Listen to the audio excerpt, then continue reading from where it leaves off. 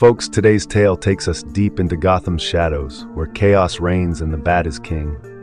It all starts, as these things often do, with Alfred. Oh, Alfred and his monologues. The man could narrate the apocalypse and make it sound poetic. But tonight we find Batman at the Gotham Aquarium, tangling with none other than the party animals. Don't laugh, these lunatics are no joke. This is issue number 2 of Absolute Batman, and let me tell you, it's a wild one. So here's the setup. Over the next 2 weeks, the party animals ramp up their assaults on Gotham, hitting harder, louder, and bolder. But Batman, he doesn't back down. He escalates right along with them, answering fire with fire. He's not omnipresent, no one is, but somehow he always seems to know where their biggest moves will be. And every time he's there, head on, like he's got a sixth sense for mayhem. Like tonight at the aquarium, Alfred tells us. And while Alfred isn't the one out there throwing punches, don't think for a second he's sitting idly by. No, he's working behind the scenes, enhancing surveillance protections, tracking every move. The more Batman disrupts Sionis' operations, the more data Alfred collects, inching closer to Gotham's salvation. But Sionis, Black Mask for those keeping track, he's no slouch either. Lately, he's been bringing in reinforcements, swelling the ranks of his party animals until they're practically a small army.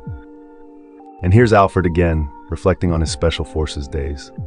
My commanders always said what makes a great leader is knowing when to advance forward and when to retreat and regroup. Campaigns are long, 1 AF, every battle. I think this is where he'll realize it's time to retreat and regroup. But Batman doesn't do retreat. Now imagine this, Gotham Aquarium, a place of glass tanks and shimmering water, suddenly turned into a war zone. Batman? He's in the thick of it, breaking a massive fish tank. Water floods the room as he retreats upward, clinging to the ceiling like a real bat. Below, the party animals are livid. Ha! Now you got us wet! Can't stay up there forever, they shout. And that's when Batman strikes. With what, you ask? Vinegar, that's right, vinegar, a chemically concentrated version that turns the salt water into hydrochloric acid. Please, it burns, shit, toes are gone. The party animals are screaming, running for their lives, straight into the hands of waiting police. And Alfred, watching it all unfold on his monitors, he can't help but laugh. And yet, he plans everything, uses everything. A fighter who knows the terrain takes advantage, Alfred muses. But that's just the beginning, folks.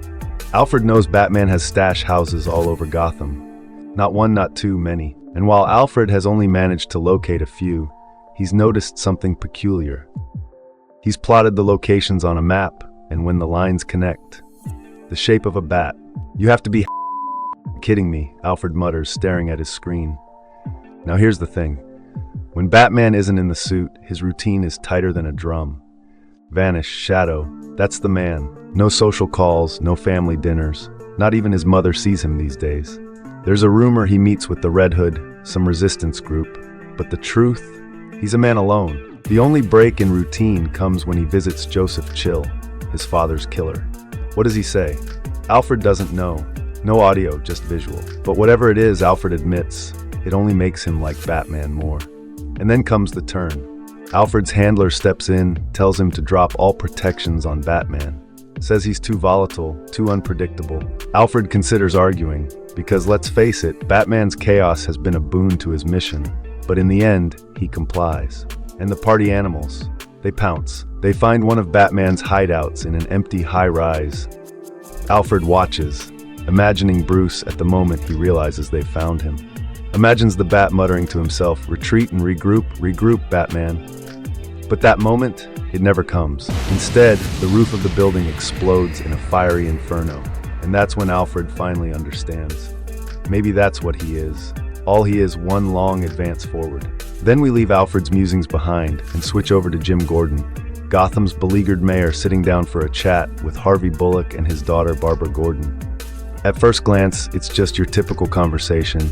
A little bit of shop talk, a little bit of family time. But the topic on everyone's lips?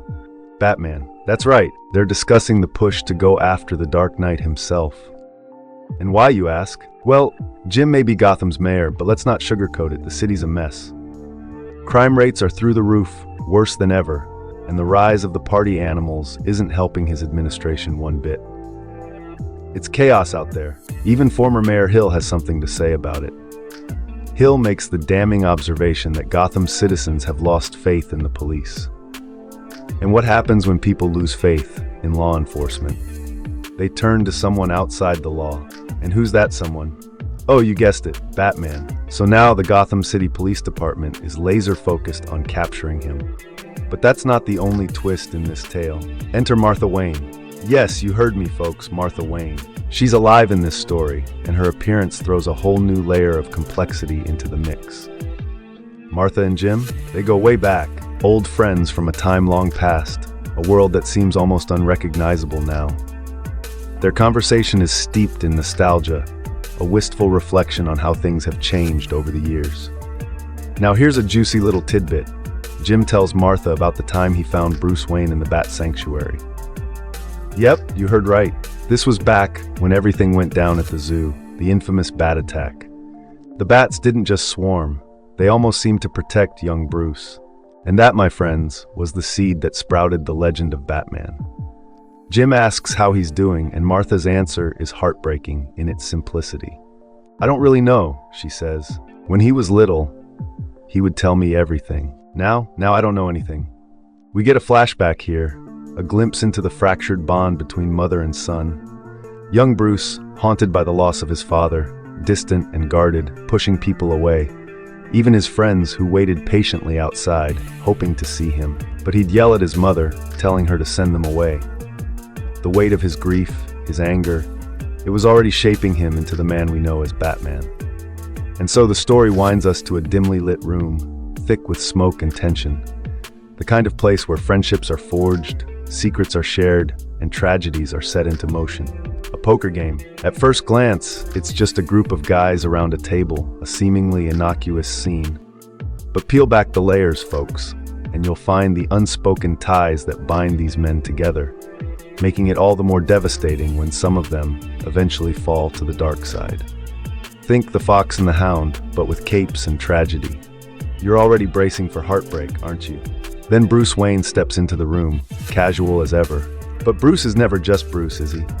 He's carrying a piece of evidence, a party animal helmet. He drops it on the table with a thud. The game pauses. Bruce, ever the charmer, plays it off like he's just here to help clean up Gotham's mess, spinning a story about how he got the helmet from his work in City Hall. Of course, his friends have no idea he's Batman. But Bruce isn't here to chat about poker hands. He's pieced something crucial together. He explains how the party animals are so coordinated, how they never hit the same place twice. The helmet, it's not just armor, it's a key to their whole operation. Bruce lays it out. The helmets form a kind of network, a GPS-like system that maps shared targets. It assigns values to locations, he says. If you know how to decode it, you can predict their next move. Oswald raises an eyebrow, leaning back in his chair. High-tech, heavily armored, sounds like they're moving in on everyone's territory. Why ask me, Bruce? I'm in an atypical line of work. Why would I be involved in something like that? But Oswald can't resist flexing his knowledge. He continues, if I were to say something, which I'm not, it'd be that these guys aren't here to carve out turf. They're here to wreck the city. The word is that Roman, that's Sionis to you, kills anyone who even tries to make a deal with him. No alliances, no compromises. Bruce nods, but the wheels in his head are already turning. He shifts the conversation to Harvey Dent. What about you, Harvey? Think this could be political?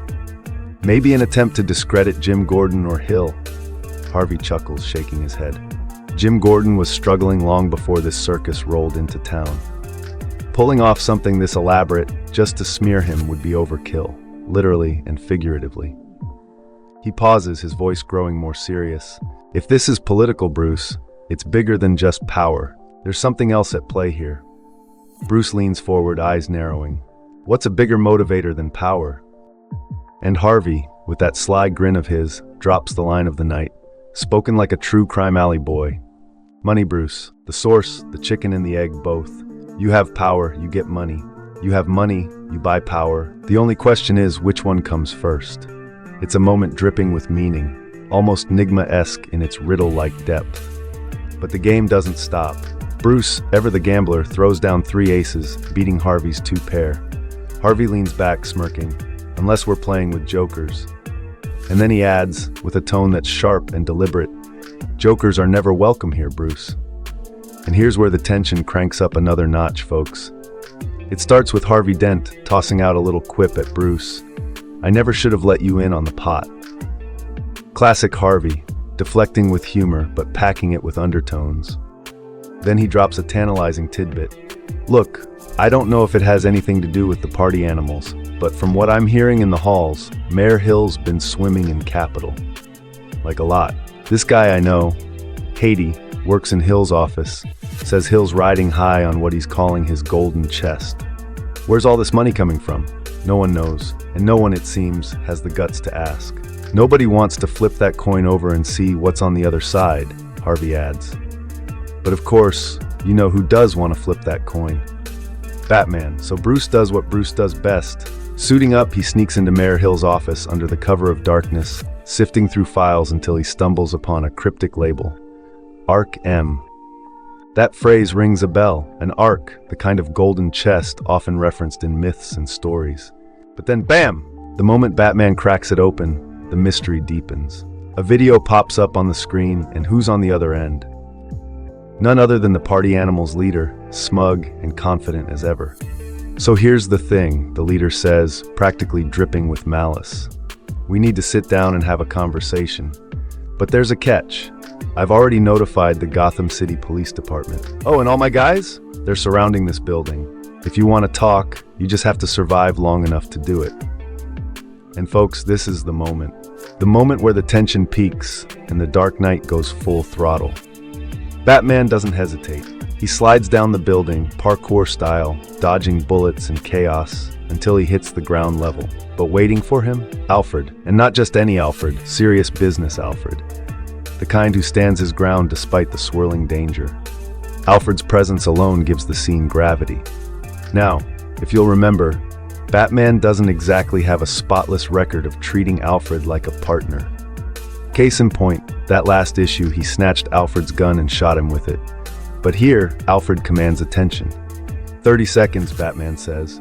It's not a request, it's a demand. And to his credit, Alfred listens. Alfred explains, "We can help each other, but we need to get out of here.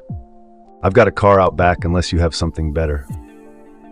And that's when Batman delivers the line that sends shivers down your spine. You're standing in it. Oh yes, folks, the Batmobile. But this isn't just any Batmobile. No sleek, futuristic sports car here. No. This Batmobile is a bulldozer. A tank on wheels, built to smash through anything. And that's exactly what it does. Picture it now. The Batmobile plowing through a wall of squad cars like they're toy blocks.